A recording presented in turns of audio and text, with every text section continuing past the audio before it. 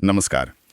आज हम गुजरात समाचार के एक 6 जून के लेख पर बात कर रहे हैं। जी और देखिए, दिन है विश्व पर्यावरण दिवस का, बिल्कुल लेकिन लेख जो तस्वीर दिखा रहा है वो थोड़ी, कह सकते हैं, चिंताजनक है। बिल्कुल ऐसा लगता है जैसे एक तरफ तो हम प्रकृति प्रेम की बात करते हैं और दूसरी तरफ जो जमीनी हकीकत है वो कुछ और ही है। हाँ, विरोधाभास सा लगता है। तो चलिए इसी को थोड़ा खोलते हैं, समझते हैं। बिल्कुल। तो शुरुआत होती है जंगल की जमीन से। अच्छा, रिपोर्ट में मतलब सरकारी आंकड़ों का ही हवाला है जो लोकसभा में पेश हुए, ओके। और उनके हिसाब से राज्य में 13,008 हेक्टेयर वन भूमि पर अतिक्रमण है। 13,000 हेक्टेयर? ये तो बहुत बड़ी जमीन हुई। बहुत बड़ी, कोई छोटी मोटी बात नहीं है ये। और इस पर रिपोर्ट एक सवाल भी उठा रही है ना, कि जो सरकारी मशीनरी आमतौर पर छोटे मोटे अतिक्रमण, झोंपड़े वगैरह हटाने में बड़ी तेजी दिखाती है, हाँ बिल्कुल मुस्तैद रहती है, वो इस पर मतलब जंगल की जमीन पर जो इतना बड़ा कब्जा है उस पर कब कार्रवाई करेगी? ये सोचने वाली बात है।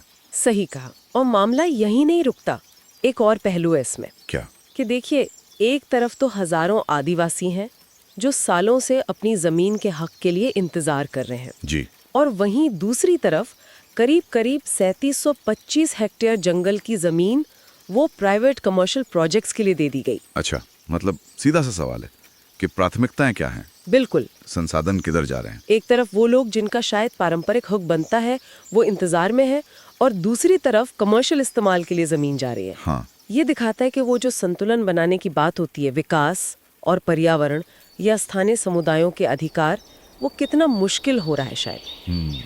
अच्छा, रिपोर्ट में एक और बात थी, वो केंद्र की नगर वन योजना वाली। हाँ हाँ, नगर वन योजना। उसके तहत तो कई राज्यों को पैसा मिला है शहरी हरियाली के लिए।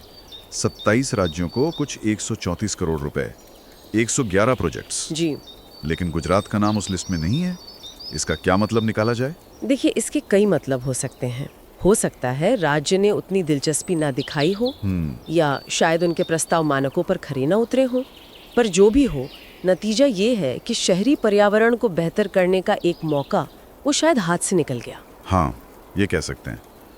अच्छा, अब आते हैं उस पर जो शायद सबसे ज्यादा परेशान करने वाली बात है, औद्योगिक प्रदूषण। हाँ, वो तो है ही। रिपोर्ट कह रही है कि 4000 से ज्यादा फैक्ट्रियां या यूनिट्स वो पर्यावरण नियमों को खुलेआम तोड़ रही हैं।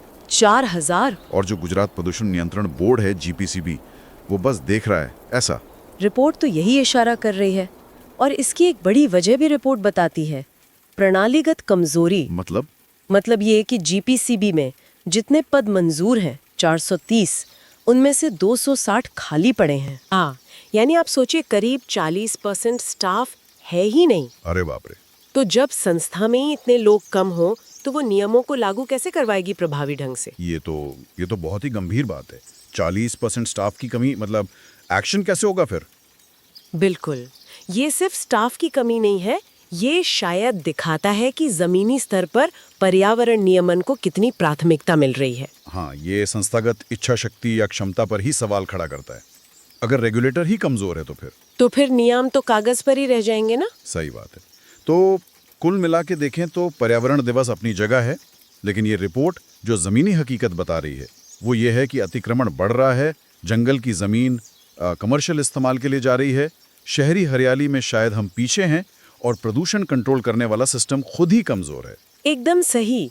ये विश्लेषण यही दिखाता है कि वो जो प्रकृति प्रेम की बातें हैं और जो जमीन पर काम हो रहा है, उसके बीच एक बहुत बड़ी खाई है। ये आंकड़े सिर्फ एक दिन के लिए नहीं है। नहीं, बिल्कुल नहीं। इन पर तो लगातार नजर रखने और ठोस कदम उठाने की जरूरत है। घोषित इरादे और अमल में बहुत फर्क दिख रहा है। तो चलिए आज की बातचीत के अंत में एक सवाल श्रोताओं के लिए छोड़ जाते हैं। जी। अगर ये सिलसिला ऐसे ही चलता रहा, अतिक्रमण, उद्योगों के लिए जमीन का जाना और रेगुलेटरी बॉडीज की ये कमजोरी, तो सोचिए आने वाले सालों में गुजरात का जो पारिस्थितिक संतुलन है और जो सामाजिक ताना बाना है वो किस तरह से बदलेगा। इस पर सोचना बहुत जरूरी है।